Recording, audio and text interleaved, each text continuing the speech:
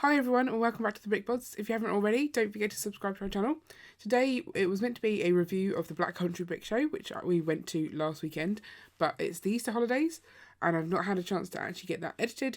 Plus we've been making some good progress in the city, so I thought we'd head straight up there and have a look. So I thought I'd start by the door this week because when I used to film up here, I had a little sign for my family so that they knew whether they should not come in or come in, so as not to ruin videos. And my daughter's sort of added hair, I just think it looks really cute.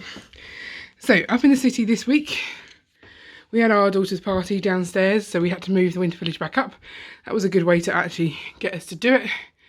You can see it's not quite done. That's the tracks and Hogsmeade and the latest set there, but most of it is in position. Obviously none of the people or anything is in, but that's okay, we'll get there.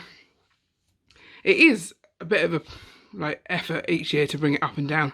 I did say to Ian that we should get multiples of the sets and just have this one always set up and then downstairs just goes into boxes.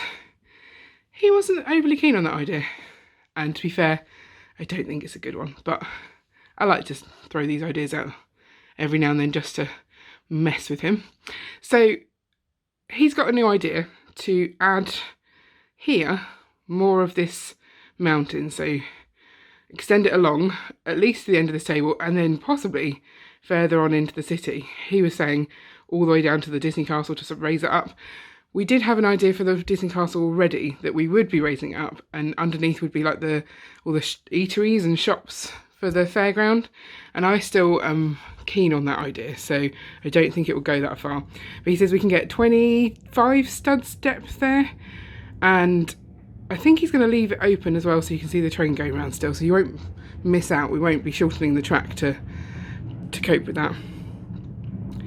And apparently that's wide enough or deep enough for both the Winter Chalet and at a push the Home Alone house, so they may be featuring in the Winter Village. Other things that Ian's done since the last update, you'll see now there's a table in here. He does have to alter that because that little wooden block just there isn't quite the right height, so it sits just proud of that next table, so it's not quite level, so he's going to need to take that all back out. These are not in their final locations, so that's not too big an issue. But in putting that table in, he's also wiggled this track round, and that's given me a lot more space to work with for what I call Chinatown, but Ian pointed out that it's not just Chinese influences in there. We've got Ninjago as well, so we're calling that the Asian Quarter. Hopefully that's an okay thing to call it. You might also notice that Studgate is in, so that was definitely a pivotal point for the city, and we're not 100% sure on where it's located. I personally thought it was going to come further down here, but because of the way this track now curves around to give us more space in the Asian Quarter, it has to go there. The only options we have is flipping it round, so the entrance to the station is here, and so that's where we're sort of struggling. How many viewing angles to the city do we want? So from the doorway, this isn't the most beautiful view of Studgate, but if we walk along, which we probably do, we'd quite like to give you this view as well at times.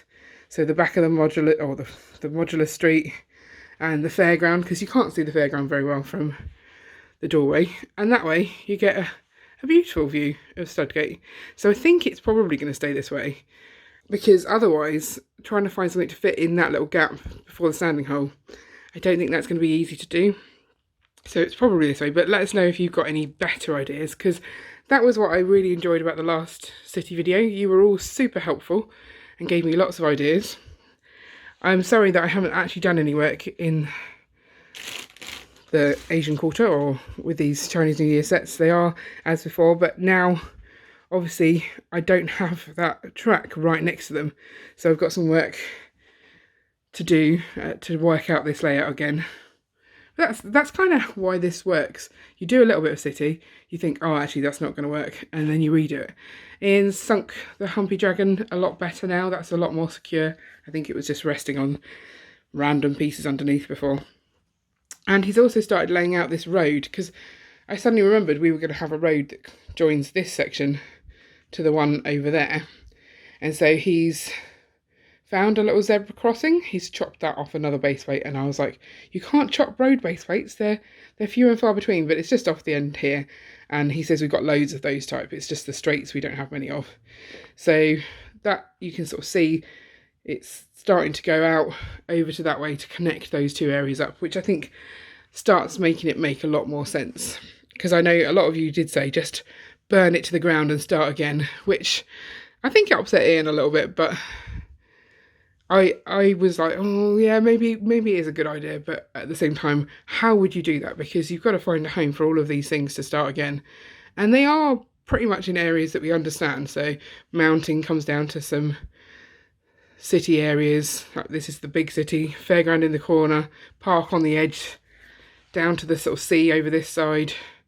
We've got tables all along in these eaves, but I've no idea what we're putting there. It may be an extension of the fairground as well, a bit more of the sea. And then this table is meant to be the underwater scene, which is obviously our travelling underwater scene, so it's not there right now. It was at a show at the weekend. And also apologies if you were hoping to tune in today to see that show review. That will come. I get very excited when we've made progress in the city, and I want to share it with you. And it helps keep the momentum because we get that feedback quickly and we can get on with it. So I think that is everything I was meant to show you in here. Winter Village update, extra space, Studgate, road. I did them all. So let me know what you're thinking about this development in the city where you've got ideas to share. This, like I say, none of this is the final placement, but at least this modular is no longer sat randomly on the mountain. I'm quite happy about that. And I don't think this works sort of right next to the station, but again, not the final placement for those at all. I think it's looking good. I think it's definitely getting me more excited about working up here. I'm going to get back into this bit and get that extended out.